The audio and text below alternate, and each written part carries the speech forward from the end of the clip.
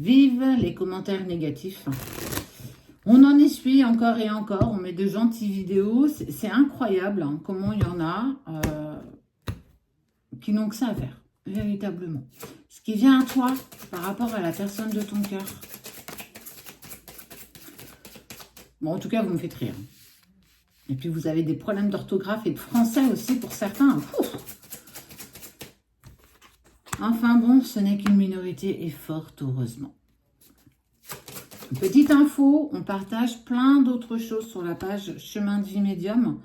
On vous a mis une petite publication là-dessus hier.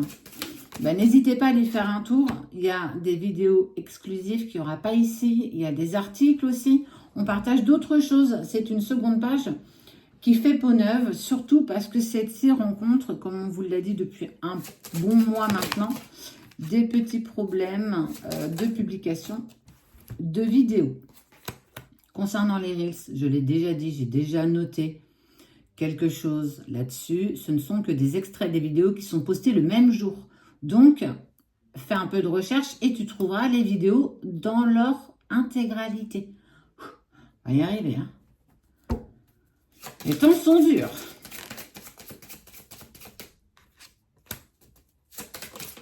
Je papote, mais tu auras la suite dans une prochaine vidéo. Allez, c'est parti pour ton tirage. On voit que l'évolution de la relation, bah clairement, il y avait quelque chose de très abondant avec toi et la personne que tu aimes. Mais il a sacrifié ça. On voit, hein, l'homme a sacrifié l'abondance qu'il avait avec toi. Il t'a beaucoup offert. Tu lui as aussi beaucoup offert. Vous vous êtes partagé des moments qui étaient vraiment très doux, très intenses, que peu de personnes peuvent comprendre. Quand on ne l'a pas véritablement vécu, cette connexion d'âme, bah forcément, c'est plus compliqué à exprimer, mais surtout, on a l'impression d'être véritablement incompris quand on vit ce parcours-là. Pourtant, on te dit que ce sacrifice est une pure bénédiction. Tu vas dire, bah ouais, c'est un peu chelou quand même. Pas tant que ça. Parce que on voit qu'il y a quand même cette foudre qui peut être apparentée au coup de foudre éternel. La protection, le pardon, le lien sacré, et c'est en étant dans vos doutes et dans vos peurs que vous comprenez votre chemin personnel. Parfois, véritablement parfois, c'est pas une question de ne pas aimer l'autre, c'est pas une question de ne pas avoir envie, c'est pas une question de tout ce qui peut être lié aux émotions et aux sentiments, c'est surtout les conditions dans lesquelles on se trouve au moment où on fait cette rencontre. Souvent, ça tombe jamais au bon moment. Soit il y en a un des deux qui est en couple, soit il y a des enfants, soit il y a des biens qui empêchent la personne de récupérer sa liberté et de faire ce qu'elle a envie par rapport à toi. Parce que je n'ai pas de souvenir que chaque rencontre sacrée qui est rentrée en contact l'une avec l'autre, chaque âme, on était sur quelque chose de plutôt happy, trop merveilleux, quoi. Souvent, il y en a l'un ou l'autre qui, de toute façon, n'avait pas réglé sa vie, n'avait pas peut-être pris la potentialité que son couple d'origine ne fonctionnait pas. Et que tout ça, bah, forcément, vient mettre un petit peu de remue-ménage dans ce que tu vivais. Pourquoi ça arrive à ce moment-là? Bah, pour le coup, je n'ai pas véritablement la réponse.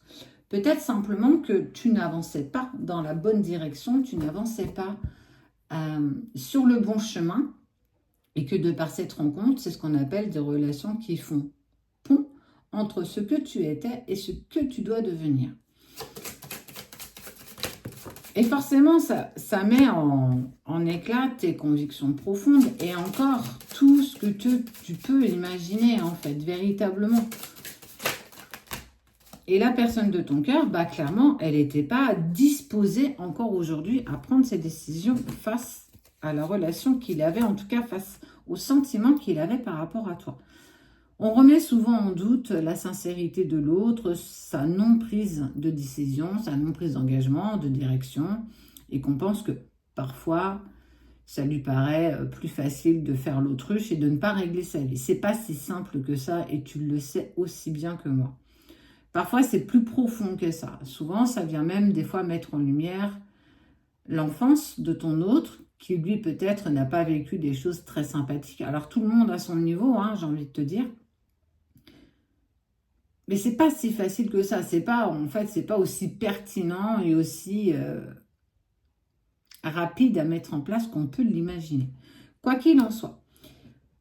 Il sait qu'il a sacrifié tout ça et que c'est dans cette phase surtout de solitude où la personne de ton cœur peut clairement prendre conscience du lien qui vous unit. En tout cas, ce lien qui est protégé malgré les tempêtes.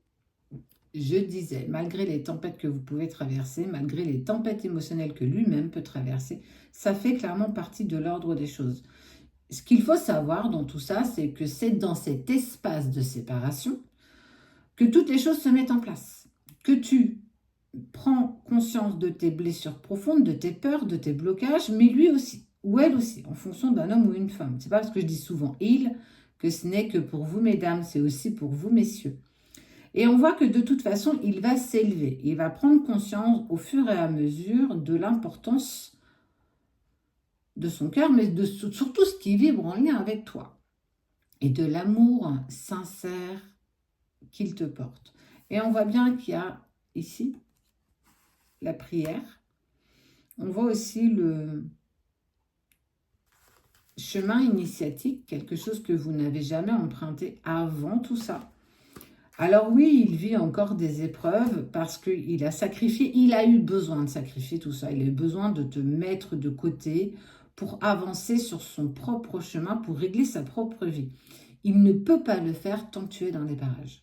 Il ne veut pas que tu sois la personne qui lui donne l'envie de prendre cette décision. Il ne veut pas te mettre dans l'équation de ses propres problèmes. C'est très bien. C'est très très bien, même si toi tu penses que c'est pas cool. C'est pas parce que c'est pas cool que c'est pas bien. Tu vois? Quoi qu'il en soit, il t'oublie pas. Tous les jours, il pense à toi. Alors, parfois, il peut te détester justement à cause de ses pensées qui sont intenses par rapport à toi. Parfois, il peut aussi être très agréablement surpris de te ressentir aussi à ses côtés. Il a conscience de sacrifier tout ça. Laisse-le se mettre en place.